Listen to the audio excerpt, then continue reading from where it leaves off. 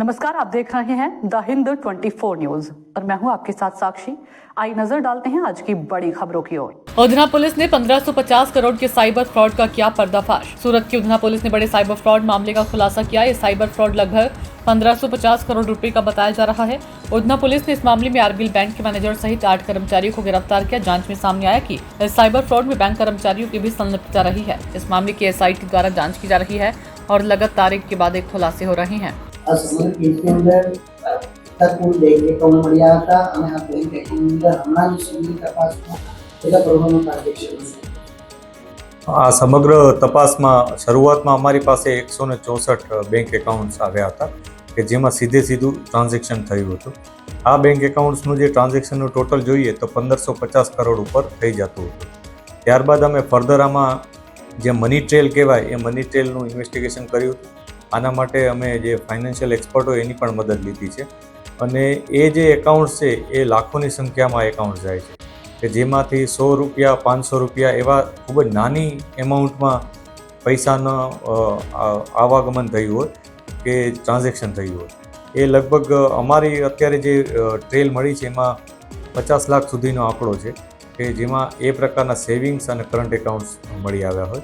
અમે એને further filter out કરી રહ્યા છીએ કે જેથી કન્ફર્મ થાય કે આ 50 લાખ જે એકાઉન્ટ છે એમાંથી કોમન કેટલા છે, અંદરો-અંદર કેટલામાં ટ્રાન્ઝેક્શન થયું છે, એ ખૂબ જ મોટી અને વિસ્તૃત પ્રમાણમાં કરવું પડે એ પ્રકારનું ઇન્વેસ્ટિગેશન છે।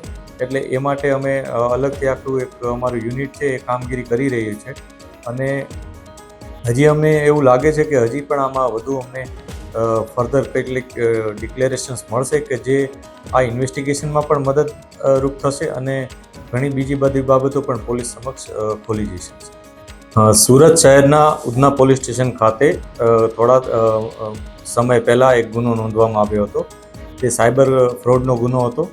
આ સાયબર ફ્રોડમાં ખૂબ જ મોટા પ્રમાણમાં ટ્રાન્ઝેક્શન્સ થયા હતા જે એમાઉન્ટ 1550 કરોડનેથી પણ વધી ગઈ હતી।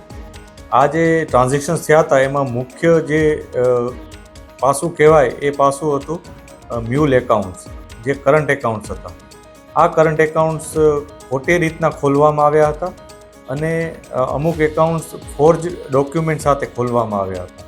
આ સમગ્ર ઘટનામાં પોલીસે ખૂબ જ ઊંડાણપૂર્વક તપાસ કરી હતી જેના માટે અમારી જે એસઆઈટી છે એ એસઆઈટી દ્વારા ઊંડાણપૂર્વક તપાસ ચાલુ હતી। એ દરમિયાન પોલીસના હાથમાં કેટલીક એવી બાબતો આવી કે જે સીધું એવું દર્શાવતું હતું કે જે બેંક એમ્પ્લોઈઝ છે એ લોકોનું સીધું ઇન્વોલ્વમેન્ટ આમાં જણાઈ આવ્યું હતું। આ બેંક એમ્પ્લોઈઝનું કામ એવું હતું કે નિયમિત જે નિયમસરના એ લોકોના એક એસઓપી છે એ એસઓપીના ભાગરૂપે એ લોકોએ ત્યાં જઈ એકાઉન્ટ ખોલવાના હોય છે અને એકાઉન્ટ ખોલી અને જે અરજદાર હોય જે લોકોએ એકાઉન્ટ ખોલવા માટે અરજી આપી હોય એનો સંપર્ક કરી અને એ રીતના એકાઉન્ટ ખોલવાના હોય છે અને એના ડોક્યુમેન્ટ લેવાના હોય છે। પરંતુ આ જે એકાઉન્ટ્સ ખોલવામાં આવ્યા છે જે મ્યુલ એકાઉન્ટ્સ છે એમાં જે આરોપી તરીકે જેટલા બેંક એમ્પ્લોઈઝ છે એ લોકોએ જે અરજદાર અથવા પ્રોપરાઇટર કે જેના નામે કરંટ એકાઉન્ટ ખોલવાના હતા એ લોકોનો સંપર્ક નહોતો કર્યો પરંતુ સીધો જે મુખ્ય આરોપીઓ છે આ કેસના ઈરાદ જાદવાણી અને અન્ય લોકો દિવ્યેશ ચક્રાણી ને અન્ય જે છે એ તમામનો સંપર્ક કર્યો હતો અને સતત એ લોકોના જ સંપર્કમાં રહી અને આ પ્રકારના એકાઉન્ટ ખોલ્યા હતા અને એ લોકો જ્યારે પોતાનું આખું એક સેટઅપ બનાવી દેતા ત્યારે આ લોકોને કહેતા કે તમે અહીંયા આવો અને હવે આ જગ્યાએ તમે તમારી જે ઓફિશિયલ પ્રોસિજર છે એ પૂરી કરો।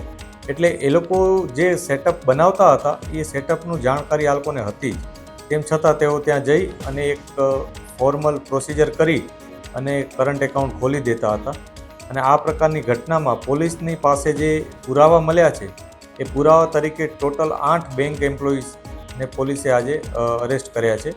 એ 8 બેંક એમ્પ્લોઈઝમાં એકનું નામ અમિત ગુપ્તા, એક અરુણ ઘોઘારી, આ બે જે મુખ્ય જે હેડ તરીકેના એમ્પ્લોઈઝ છે, એક એરિયા હેડ છે અમિત ગુપ્તા અને અરુણ ઘોઘારી જે ઓએસડીએમ છે જે વરાછા બ્રાન્ચમાં ઓએસડીએમ તરીકે પોતાની ફરજ નિભાવે છે। આ ઉપરાંત નરેશ માનાણી, કલ્પેશ કથિરિયા, કલ્પેશ કાકડિયા, મેન્સી ગોટી, આશીષ ઘડિયા, અનિલ જાની અને અનિલ જાની, આટલા ટોટલ 8 એમ્પ્લોઈઝ છે કે જે લોકોએ મોનિટરી બેનિફિટ લઈ અને આ પ્રકારના કરંટ એકાઉન્ટ ખોલાવી દીધા હતા.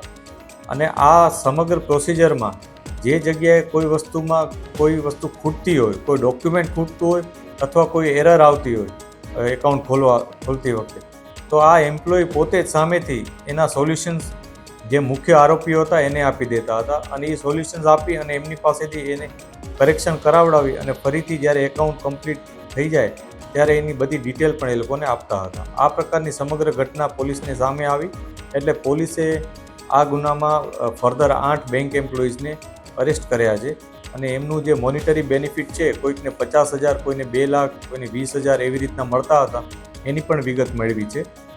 આ એમ્પ્લોઈઝની ચેટ જે મુખ્ય આરોપીઓ છે, કિરાત, દિવ્યેશ, વૃંદા, આ પ્રકારના જે આરોપીઓ છે એ લોકો વિરુદ્ધ પણ એ લોકોની સાથેની પણ એ લોકોની ચેટ છે અને એમાં એ લોકો ડોક્યુમેન્ટ્સની આપ-લે કરતા હોય, એરર કરેક્શન માટેની ડિસ્કશન કરતા હોય અને આમાં અમુક વખતે તો એવું પણ બનેલ છે કે કોઈ પણ જાતની એ લોકોને લીડ ન મળી હોય તેમ છતાં આ લોકો એ લોકોનો એકાઉન્ટ માટેની પ્રોસિજર પૂરી કરી નાખતા હતા અને જ્યારે એ લોકોને રેઝરપે નામની એક જે ફિનટેક કંપની છે એના તરફથી લીડ મળે એટલે પછી જે પ્રોસિજર પૂરી કરી હોય એને એ લોકો પોતાના ડોક્યુમેન્ટ ઉપર લાવતા હતા. એટલે એક ક્રિમિનલ કોન્સ્પિરસી જે આખી ચાલતી હતી એના ભાગરૂપે આ લોકોએ આ સિસ્ટમનો પૂરેપૂરો ઉપયોગ કર્યો છે જે મુખ્ય આરોપીઓ છે એમણે, અને એના માટે એ લોકોએ આ બેંક એમ્પ્લોય સાથે મળી અને સમગ્ર કાવતરું રચેલું. देखते रहिए द हिंद 24 न्यूज.